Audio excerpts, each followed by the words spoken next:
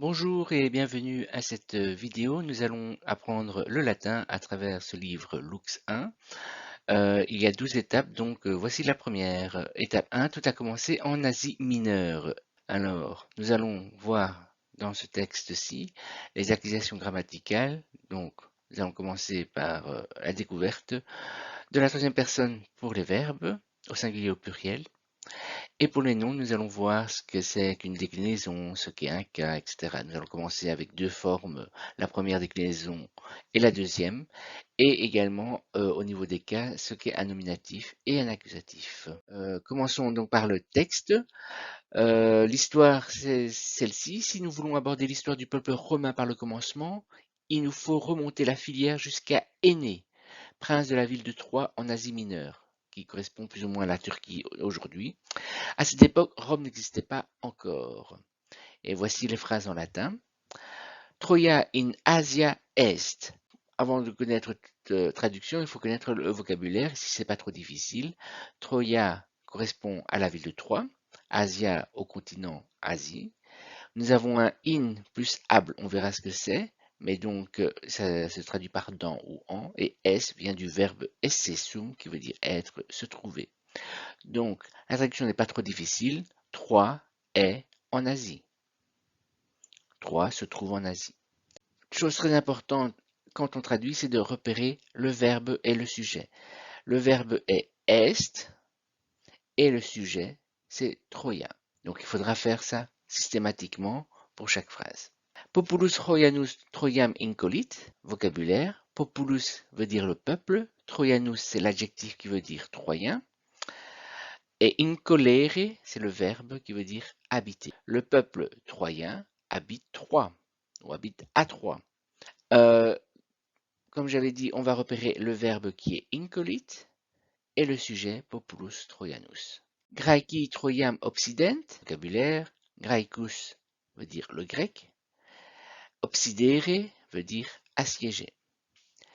Traduction, donc nous avons ici les Grecs, attention, c'est bien un pluriel, vous voyez ici que ous correspond au masculin singulier et graeki sera le masculin pluriel. Donc les Grecs obsident assiègent Troie. Repérage, donc obsident correspond bien au verbe et le sujet est graeki. Phrase suivante, Murosuos diu defendunt Troiani, vocabulaire. Murus veut dire le mur, suus veut dire son, sa ou leur, diu veut dire longtemps, l'adverbe, defendere veut dire défendre et Troianus, le Troyen. Vous avez Troiani, comme tout à l'heure on a eu Graiki qui était le pluriel, donc Troiani sera le pluriel ici. Les Troyens défendent longtemps leur mur.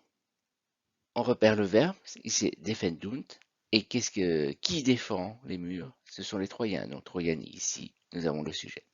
Murosuos vont ensemble. Sed Graeci dolum parant ecum lineum aedificant. Vocabulaire, set, c'est la conjonction mais. Graeci, ici, nous avons à nouveau les Grecs. Alors, dolum correspond à la ruse, parant vient de parare, qui veut dire préparer. Nous avons ecum lignum aedificant. Ecum vient de equus, le cheval. Lineum veut dire en bois. Aedificant vient de aedificare, qui veut dire bâtir. Mais les Grecs préparent une ruse. Deux points, on va expliquer laquelle. Ils bâtissent un cheval en bois. C'est le fameux cheval de Troie.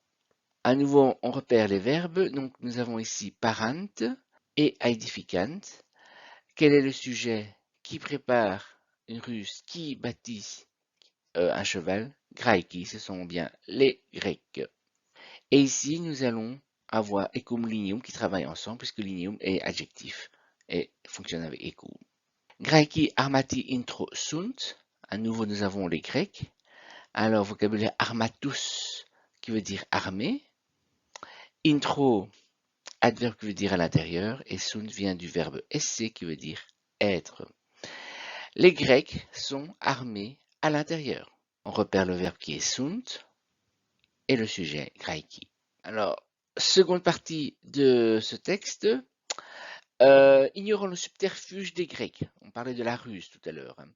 Les Troyens tirent le cheval à l'intérieur de leur rempart. Donc, les Troyens mettent le cheval dans leur mur, dans leur citadelle. La nuit, les soldats cachés dans l'engin ouvrent les portes de la ville à leurs compatriotes. Effectivement, nous avons les Grecs qui sont cachés à l'intérieur du grand cheval et à ce moment, ils arrivent à ouvrir la porte de l'intérieur pour que ceux qui sont à l'extérieur entrent et attaquent la ville de Troie. Noctu portas aperiunt. Noctu est un adverbe qui veut dire pendant la nuit. Portas vient de porta qui veut dire la porte et aperiunt vient de aperire qui veut dire ouvrir. Donc noctu pendant la nuit ou de nuit, aperiunt le verbe, ils ouvrent quoi? Les portes. Nous avons aperiunt qui est bien notre verbe, nous n'avons pas de sujet exprimé clairement, il s'agit bien de graiki, hein, sous-entendu, il s'agit bien des Grecs. Copiae Graecae Troiam incendunt, flammae Troianus terrent. Vocabulaire, copiae, copiarum, ici c'est une forme en pluriel dans le vocabulaire. Nous avons donc les troupes, il s'agit bien des troupes grecques. Incendun vient de incendere, qui veut dire incendier, mettre le feu. Nous avons flammae, qui vient de flamma, qui veut dire la flamme. Et nous avons terren, qui vient de terrere, qui veut dire terrifier, effrayer. Donc, nous pouvons donc traduire. Les troupes grecques incendient Troie et les flammes effraient les Troyens. Regardons ici le premier verbe. Il s'agit de incendunt. Quel est le sujet? Eh bien, qu'est-ce qui incendie Troie? Ce sont les troupes grecques. Donc ici, nous avons copiae, graciae. Graciae étant l'adjectif de copiae. Et verbe numéro 2, nous avons terrent. Et qu'est-ce qui effraie les Troyens? Ce sont flammae, les flammes. Dernière partie. Aeneas et Iulus Filius fugiunt. Aeneas vient donc de Aeneas, tout simplement, qui veut dire aîné. Aîné est notre prince troyen. Et est simplement la conjonction qui est et en français. Iulus vient de Iulus qui veut dire Iule.